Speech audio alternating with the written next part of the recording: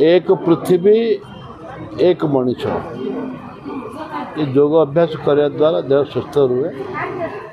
योग अभ्यास प्रत्येक मनुष्य निहाती आवश्यक। मनुष्यर जदि कौन संपत्ति है परिवार जे परिवार खुशी करने को हेले परिवार जे शांति रहे आम योग करने निहाती आवश्यकता रही। योग ही आमर कर्म आ धर्म। योग द्वारा ही आम सुस्थ सबल अंतरात्मा खोला मन खोला हृदय खोला चिंता रहा भितर एकता सृष्टि करने आवश्यक।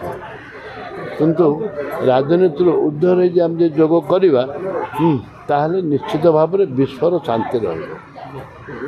मोर पेट हाकुआ हाकुटा भल लगा मो संग टाइम हो पाने मुझे पाने कहीं मिछ कथा गोटे कह लाभ कौन अच्छे योग करी कही गला गला वर्ष अपेक्षा ए वर्ष पेट टे कमी योग आसन योग तो करूनी आसन कुआड़े कर योग तो ना आसन कुआड़े वर्ष गोटे दिन मझे मझे केत किए आए बसिक योगासन को आसन भल हसिया आसन भल ना गला आसन भल गला आसन भल है हसवा आसन भल है पेट हाकु हाकु कर आसन भल है आंठू गंठी टेकिवा आसन भल है।